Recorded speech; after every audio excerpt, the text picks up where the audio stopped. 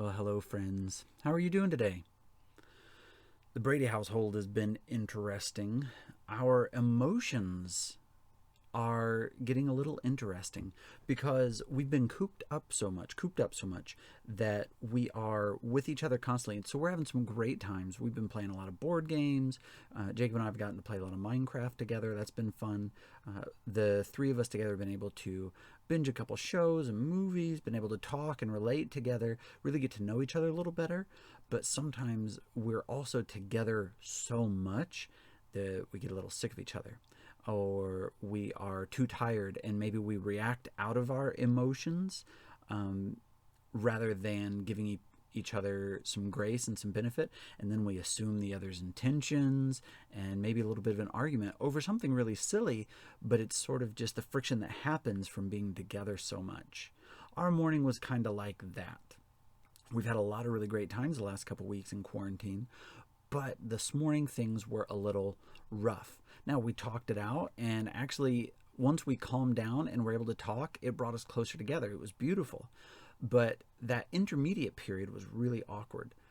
And so I got to thinking, I'm betting it's not just us.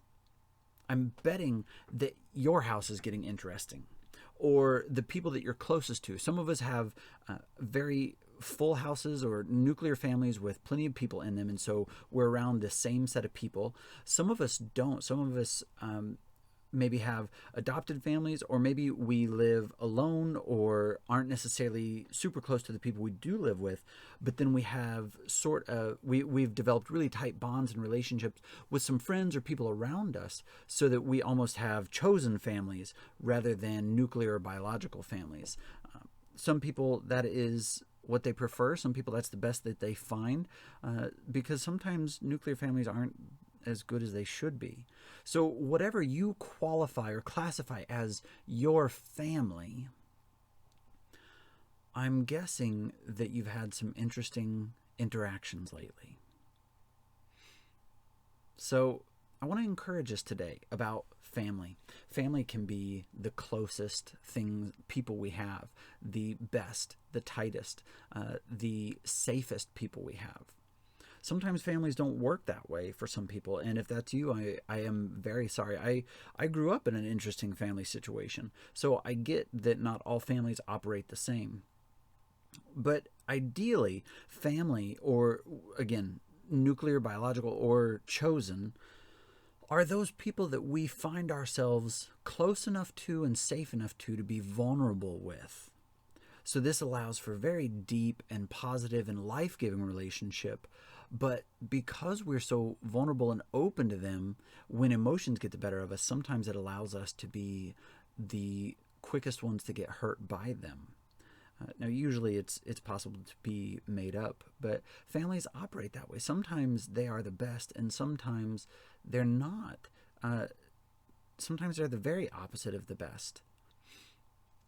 But we keep coming back because of love, because there's something that keeps drawing us closer together. And I want to talk a little bit about that today. How are you doing with the people around you today? Are you doing all right? You enjoying each other? You able to hang out together? Are you isolating, withdrawing from them? Maybe because it's been frustrating, or maybe because there's something within you that's asking you, forcing you, causing you to pull away. How are you doing with those people around you, with your family today? I want to use a couple Bible verses to encourage us to open ourselves back up to each other today. Ecclesiastes 4 actually says that two people are better off than one, for they can help each other succeed. If one person falls, the other can reach out and help, but someone who falls alone is in real trouble. Likewise, two people lying close together can keep each other warm. But how can one be warm alone? A person standing alone can be attacked and defeated, but two can stand back to back and conquer. Three are even better, for a triple braided cord is not easily broken. Now, Solomon here has a lot of metaphors, a lot of images, but the idea at its very root is we're better off together than alone. When I say things, very often you'll hear me say things like, there's no room for lone wolves in the body of Christ. It comes from this passage exactly. because so often we think we can do it on our own. I'm a self-starter. I'm an independent type. In fact, I hate group projects. Like growing up in school or college, it was almost assured that if it was a group project, I was going to end up doing most of it myself so that the other people wouldn't screw it up. Now, that says more about me than them, but in fact, I tried to be a loner very often. I was very extroverted and I hung out with people a lot, but in my own mind, I had to do it myself. And it led to a lot of pain. It made my life a lot harder because I would try to fix things myself. I would try to do things myself and end up messing it up, but also I had already pushed away my help. Do you see any parallels with that within your family? I know right now we're facing a lot of grief. That weird feeling of, am I going to make it? Like every little cough, do I got the Rona? Or being so worried about our families, our friends, those who are close to us. Am I going to see them tomorrow, in 2 weeks, in a month? Wondering about big life situations. Am I going to finish school? Am I going to even be able to go to school in the fall or college in the fall? Or am I going to have to be an online learner for the rest of my life? Or am I going to get that job that I needed because I had these goals? Or fun things like I wanted to go on vacation this year, or go to church camp this summer, or I'm not sure what's going to happen next, but I don't feel right about it. There's a sort of heavy grieving, a letting go of, a sadness that what I thought was may not be. And when I'm alone, that is almost too heavy to bear. It will defeat me. It will devour me. If one person falls, the other can reach out and help, but someone who falls alone is in real trouble. Two people lying close together can keep warm, can help each other. One person standing alone can be attacked and defeated. In this case, I'm thinking by grief, but this was very much a wartime metaphor, a fighting metaphor, but two can stand back to back and conquer. Psalm 133:1 encourages us how good and pleasant it is when God's people live together in unity. How is it in your house right now? Or in that circle of people that you call your family? Is it good and pleasant right now? Are you guys on the same page? Are you unified? Are they checking in with you, helping and supporting? Are you checking in with them, seeing what they need? Are you making sure that even though we can't be together physically, we can actually still stay together, whether through a screen or through texting or calling? Are you still unified?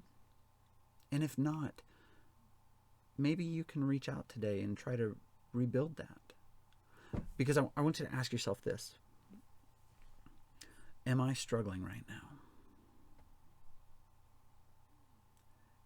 Is my struggle better by myself? Or could it be relieved perhaps with help? And I'm pretty sure the answer is almost always it can be relieved better with help. How good and pleasant it is when God's people live together in unity. Don't go it alone, friends. I'm not sure what you're going through today. Maybe it's a pile of schoolwork or work that's now online instead of at distance. Or maybe you're a face-to-face worker. You're essential. You're in the healthcare field, or you're a grocery worker or a gas station attendant. Those essential sort of things. Maybe you're just really struggling to even keep your head up. Who can you reach out to today? I challenge you to a little bit of vulnerability, a little bit of openness, to someone who can help, to someone who can encourage, to someone who can lift you up and say, you're not alone. One of my favorite passages in the Bible is 1 Corinthians 12. God has put the body, meaning a literal physical body, together such that extra honor and care are given to those parts that have less dignity. This makes for harmony among the members, so that all the members care for each other, all the body parts work together. But then apply that metaphor to a community, to a family, to a bunch of people. All the members have been put together into a body. So it's the extra honor and care given to those parts that have less dignity, those who are struggling, those who are more vulnerable, those who need help.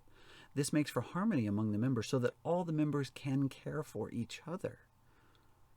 Let's help care for each other this week, even this day. Let's just practice it for today, but I think it's going to help. If one part suffers, all the parts suffer with it. And if one part is honored, all the parts rejoice with it. All of you together are Christ's body, and each of you is a part of it. Friends, I know it's getting hard, but you're not alone. If you're in a biological or nuclear type family, I challenge you to talk to one of them today. Let them know how you're doing, see how they're doing, and then ask for help for even just one little thing. Maybe it's to make you smile. Maybe it's to help you move something in your room to make things brighter. But ask for help and offer how you can help them. And if you've got a chosen family, the same thing. Maybe you have to reach out through a screen, but actually reach out. Actually do a bit of verbal communication, or even face-to-face through a screen. Let them know how you're doing. Ask how they're doing. Vulnerably see if they can help you with something. And then ask how you can help them. Because we're going to get through this as we stick together. A cord of 3 strands is not easily broken. How good and pleasant it is when we live together in unity. When one part suffers, we all suffer with it. Let us suffer with you. When one part is honored, all the parts rejoice with it. Let us rejoice with you. You're loved. I hope you have a wonderful day, but I hope it's made even richer, even deeper, even better because of, not in spite of, because of those people closest to you. Reach out. Tell them how you're doing. See how they're doing. Ask for help and offer help. And we will all be better off for it. I hope you have a wonderful day, full of grace, full of light, full of mercy, and full of fruitful relationship. You're loved, and I will talk to you later. Farewell.